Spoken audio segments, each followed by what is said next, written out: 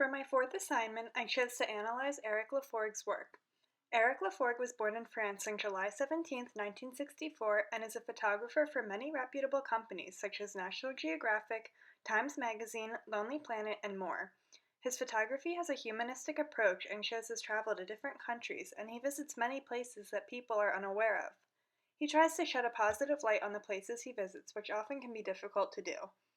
Some of the countries he has traveled to include Panama, many countries in Africa, Japan, North Korea, Thailand, and Vietnam. I really enjoyed learning about the different cultures in so many different countries throughout this project.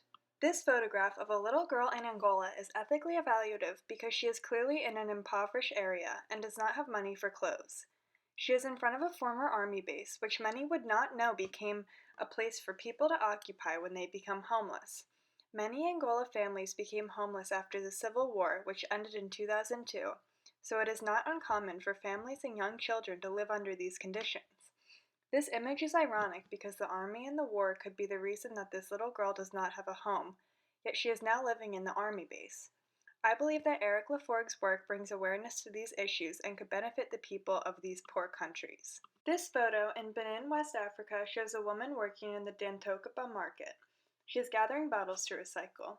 The Dankopita market is the largest market in West Africa and is one of the main economy sources for the country. Aside from recycling, the market also sells produce, gas, oil, beauty products, and more. This image is explanatory because it shows some of the products sold in the market and explains how the women work, the traditional clothing they wear, and how they often transport the goods on their head. This image is theoretical because it is not 100% clear what the children are doing and allows the viewer to create a theory. At first, it may appear that the children are just playing outside, and there is a lot of dirt and dust being kicked around.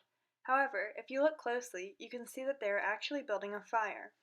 I enjoy the images of the children in Africa because the work they do and their daily tasks are so polarizing from what we see in the United States. These kids cannot be older than 5, yet they are still helping their family by building a fire to cook their dinner on. This photograph is descriptive because it shows the train station and a sign showing the town Benguela and which town is in either direction. I found this image interesting because although it may seem simple, if the train was not passing by in the background, the viewer may be confused as to what the sign is for. I also found it interesting that there is a small child walking alone, because that is something one would never see in America at a train station. So it also describes the differences in culture between the United States and Angola. Angola is considered the deadliest country for kids. 1 in 3 children are malnourished, and it has the highest mortality rate for children under 5. Maybe the photographer chose to capture this inconsistency with a child being alone to point out the many differences between Angola and a more developed country. This photo of a little Angolan boy in front of a church is interpretive because it makes the viewer curious as to what he is looking out on. After doing some research on my own, the church is situated on the ocean, so it is very possible that he is looking out onto the water. This photo was taken at Lake Assal crater in Djibouti. This image is aesthetically evaluative because it depicts the beautiful colors of nature. I like this image because of all the different shades of blue with the island matching the sand. Lake Assal is the lowest point on land in Africa, and no water comes in or leaves the lake, and the salinity is 10 times more than the ocean due to the evaporation.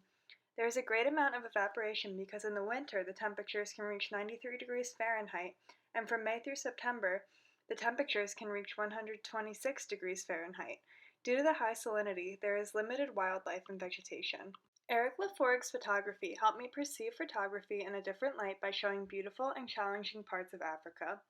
Although one may think of parts of Africa as a poor and impoverished country, which many are, there are such rich colors and scenes in nature that there are to appreciate, and many times there is beauty in the challenging portions of life.